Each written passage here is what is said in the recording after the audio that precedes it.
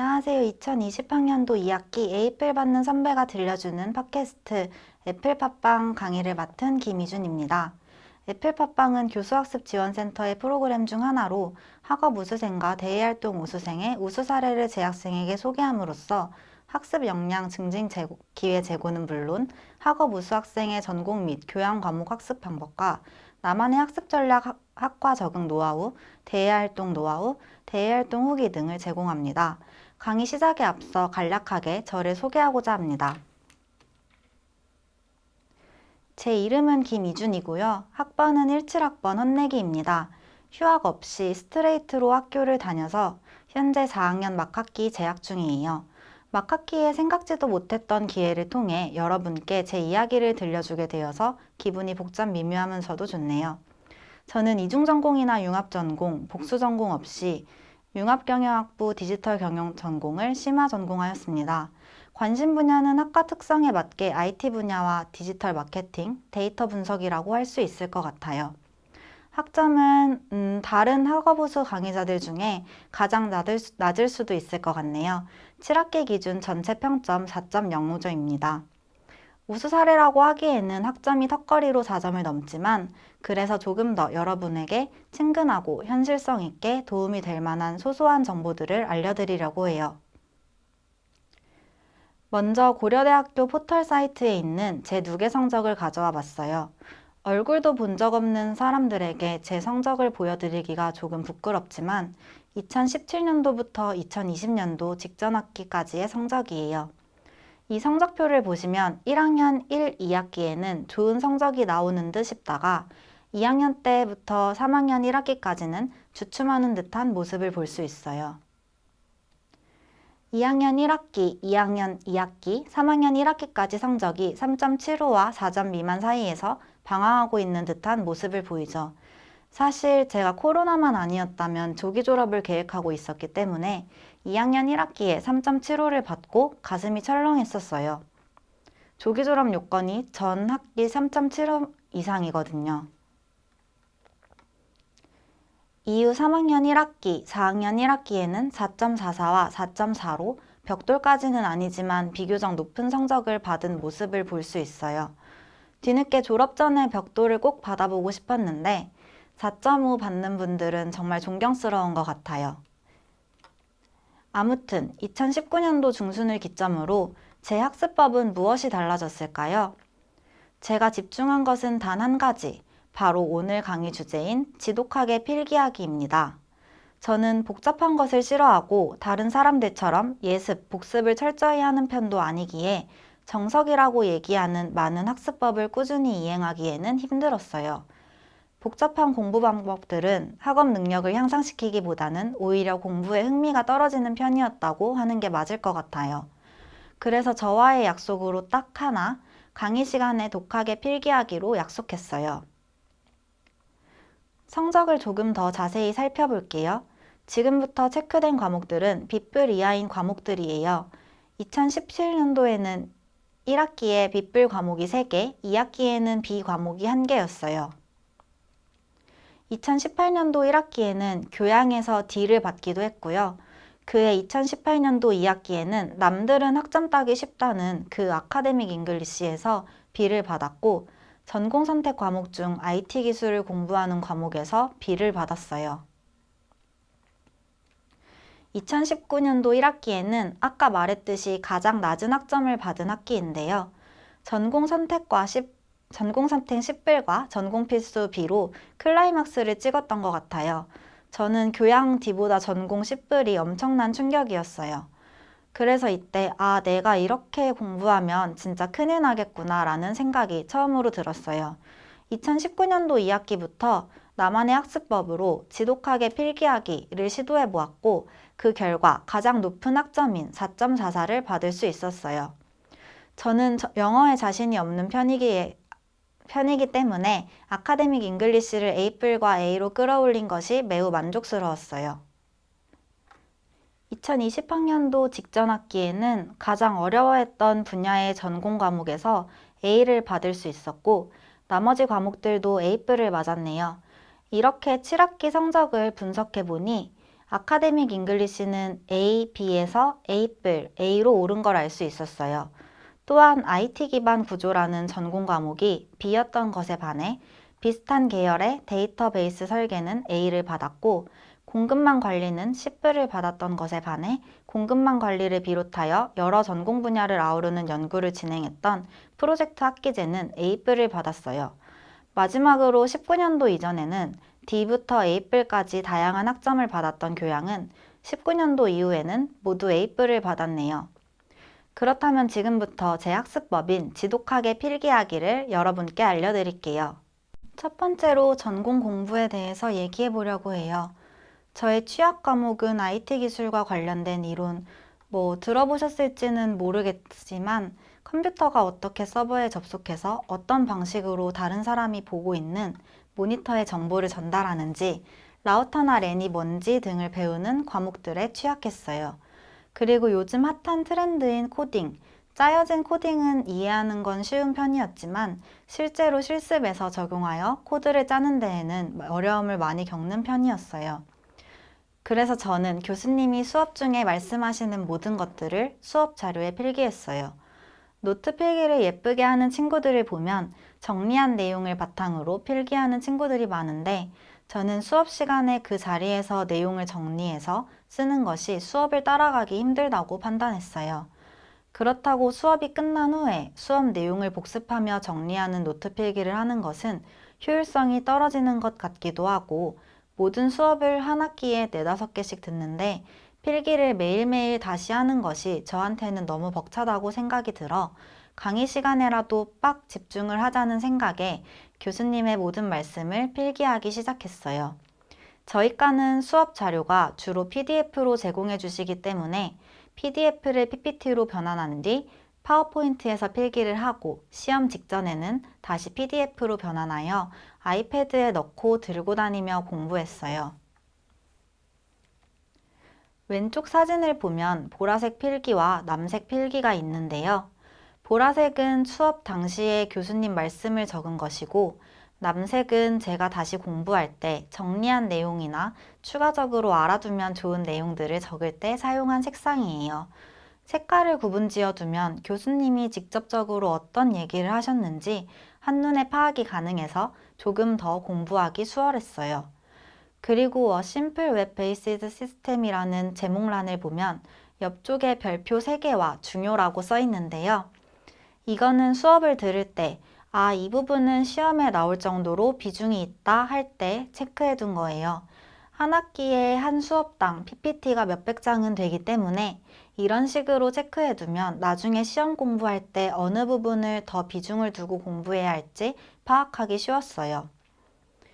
오른쪽 사진은 데이터베이스 설계 수업에서 주차별 과제를 모아둔 폴더 중 하나를 캡처한 것이에요. 과제가 주어졌을 때 저는 몇 주차 과제인지, 문제는 무엇인지, 언제까지인지, 그리고 과제를 푼 파일과 나중에 교수님께서 수업 시간에 하나하나 피드백해준 부분들을 모두 적어서 폴더별로 정리했어요. 이게 시험을 앞두고 한 번에 정리하면 내용이 정말 방대하거든요. 근데 그때그때 과제가 나올 때마다 정리해두면 공부해야 한다는 부담감이 그리 크지 않아요. 이건 전공 필수 과목 중 제가 좋아하는 분야인 디지털 마케팅 과목이에요. 영광이었는데 한글로 교수님께서 하신 말씀들을 바로바로 번역해서 적어두니까 나중에 영어로만 빽빽히 써져 있는 원본 PPT를 보고 당황하는 일이 없어서 좋았어요. 이 과목 같은 경우에는 어떤 분야에 어떻게 활용되고 있는지, 개념이 어떻게 실제로 적용되었는지 등의 케이스 스터디가 중요해서 추가적으로 찾아봐야 할 것들이 많았어요. 그래서 시험을 준비할 때는 PPT에 써져 있는 필기들 중 중요한 것들을 워드 문서에 옮겨서 정리하고 거기에 덧붙여서 개념을 설명하는 유튜브 채널이나 연구 자료 등의 링크들을 인터넷에서 찾아서 워드에 넣어놨어요. 요즘은 교수님 강의나 교재에서 이해가 되지 않는 내용들이 인터넷에서 쉽고 상세하게 풀어져 설명되어 있는 경우도 많으니 이해하기 조금 애매한 부분들은 인터넷을 참고하면 쉽게 공부할 수 있어요. 그리고 저는 전공 공부에서 프로젝트 학기제에 참여했어요. 프로젝트 학기제란 본인이 설계한 프로젝트를 수행하여 학점 인증을 받는 제도로 2019년도에 세종 캠퍼스에 도입된 프로그램이에요. 저는 2019년도에 시작되었을 때 1기로 참여해서 지금 조건이랑 조금 다를지는 모르겠지만 지원 자격은 4학기 이상 이수한 재학생이었고 최소 9학점에서 최대 15학점까지 학점 취득이 가능했어요. 전공과 관심 분야를 접목하여 창의적인 기획을 통해 문제 해결 능력을 향상시키는 것이 이 프로그램의 목적이고 프로젝트에 부합하는 지도교수를 선정하여 매주 주차별 보고서를 작성하며 연구를 하는 방식으로 진행돼요. 저는 연구 주제를 저희과 전공 과목 중 하나인 디지털 프로젝트를 심화하는 것으로 삼았고 디지털 프로젝트 수업에서 함께 팀플을 진행했던 팀원들과 다시 팀을 이루어 참여했어요. 저희는 디지털 마케팅과 코딩 실습, 그리고 창업 이론 등의 전공 과목들을 융합하여 프로젝트를 진행했어요. 저희가 구상한 아이디어를 바탕으로 실제로 코딩을 하여 실습을 하기도 했고 창업 경진대회에 나가기도 했습니다. 매주마다 일정 시간 이상 프로젝트에 시간을 쏟고 팀원들을 만나 함께 공부를 하는 것과 하나부터 10까지 직접 학습 내용을 구성해야 해서 정신적으로나 육체적으로 힘들기는 했지만 그래도 대학생활 가운데 의미 있고 기억에 남는 전공 공부였던 것 같아요. 제가 했던 프로젝트 학기제를 간단하게 소개드리자면 비콘을 활용한 안드로이드 OS 어플 개발을 진행했었는데요. 아이템 상세 설명은 조금 부끄럽기도 하고 팀원들 허락을 받지 않아서 어려울 것 같아요. 그런데 프로젝트 학기제에 관심이 있는 학우들이 있을 수도 있어서 소소한 팁이라고 하기엔 뭐하지만 팁을 드리자면 한 가지 연구 주제를 잡고 끝없이 파고들어서 연구해서 성과를 내는 것도 물론 좋아요. 하지만 저처럼 나는 문과인 걸 하는 친구들도 있을 거라고 생각해요. 저희 팀은 문과지만 하나의 주제를 잡고 마케팅 방법을 고안하거나 사업계획서나 자금관리 흐름 등을 생각하는 창업 이론을 적용하거나 혹은 프로젝트 기간 중 공모전이나 대회를 나가는 활동을 했었어요. 그래서 프로젝트 학기제를 문과에서 생각을 하고 있다면 이러한 방법들을 추천드리기도 해요. 저희는 세종 유니온 창업경진대회랑 제주 ICT 공모전 등에 참여했었고 과학벨트에서 진행하는 지적재산권 취득을 위해 변리사와 상담을 진행하기도 했었어요. 이러한 내용들은 모두 보고서에 넣었었고요. 프로젝트라고 해서 거창한 것은 아니에요. 내가 지금까지 대학교에서 배운 것들을 바탕으로 내가 설정한 연구에 능동적으로 활용하는 것이 가장 중요하다고 생각해요. 프로젝트를 할 때 저희는 12학점짜리라서 3학점에 10시간씩, 주에 40시간씩 팀원들과 만나야 했는데 정말 지겨웠다고 할 수 있을 것 같아요. 팁을 주는 것은 대한민국의 프로젝트라고 해서 거창한 것이 아니라고 말씀드리고 싶어요.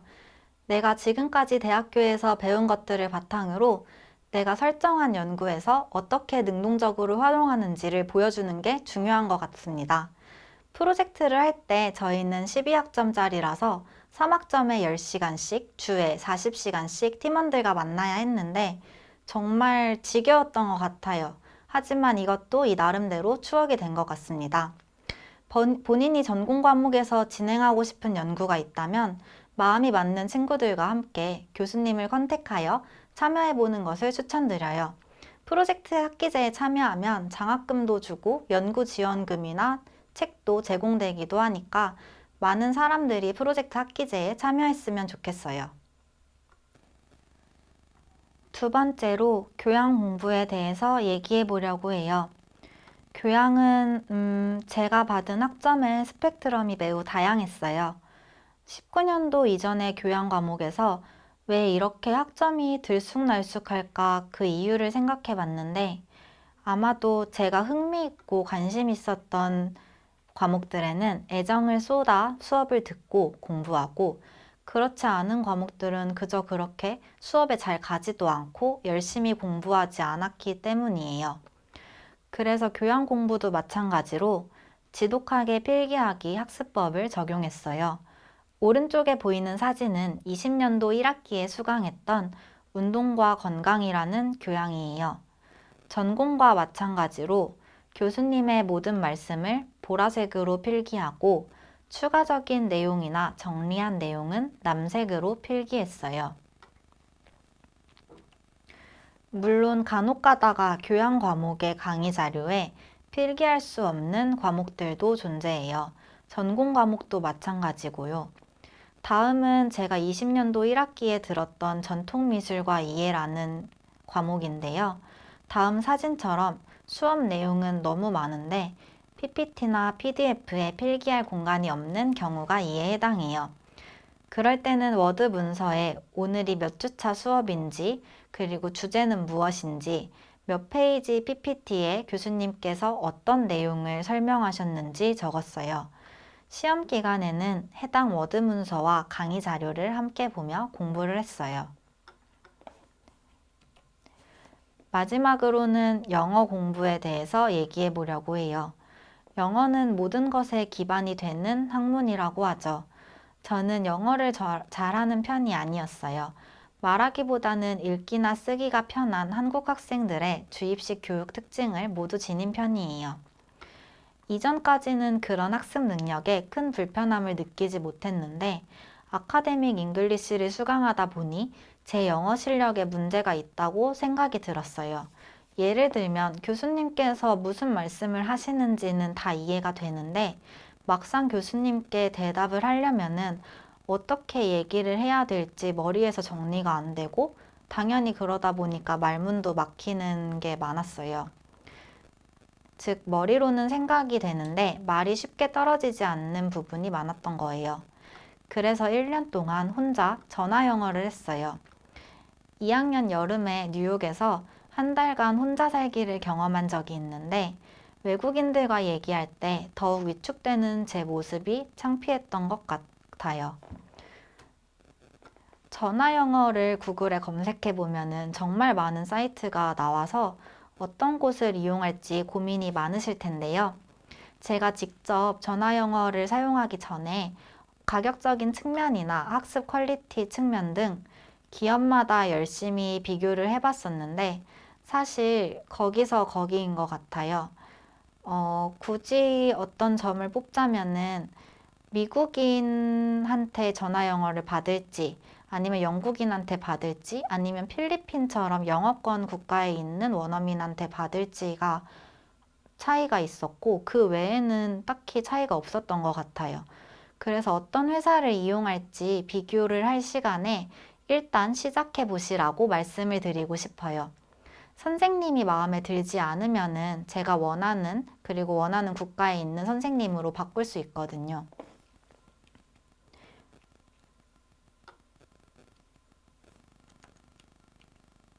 여기서 한번 끊을게요.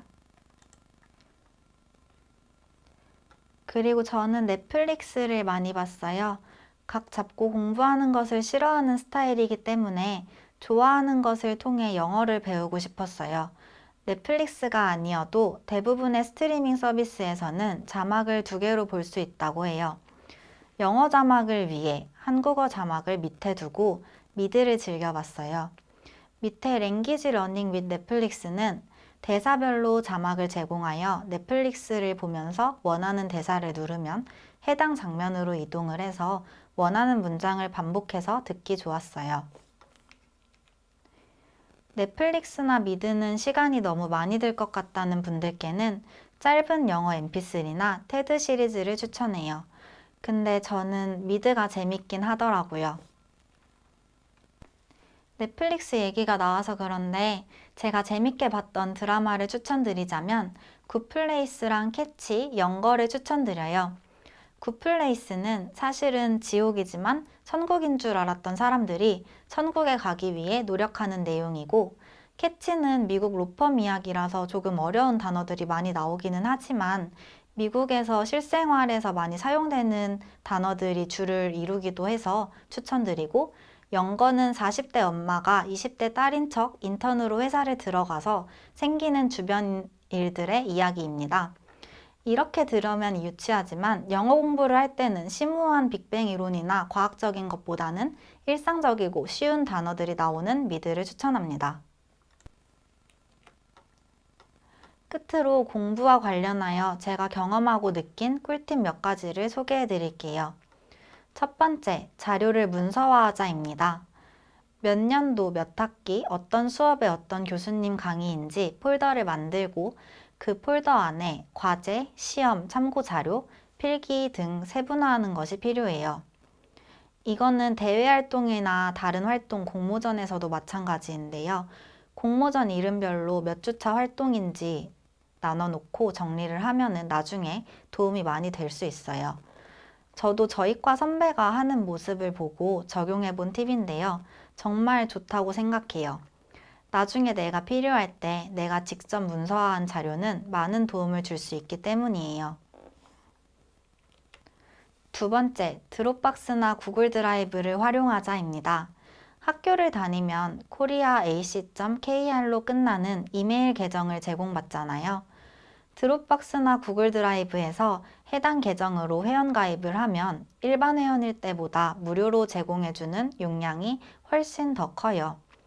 저는 드롭박스는 주로 아이패드나 맥북, 아이폰 간에 파일을 연동하여 보관할 때 사용하였어요. 그리고 구글 드라이브는 팀플이나 대내외 활동을 할 때 공유 드라이브를 만들어서 팀원들과 파일을 공유하고 저장할 때 많이 사용했어요. 매번 이메일이나 카톡으로 주고받는 것보다 보내기도 정리하기도 쉬운 방법이에요. 드롭박스와 구글 드라이브를 둘 다 사용한 이유는 정해진 용량이 있기 때문이었어요.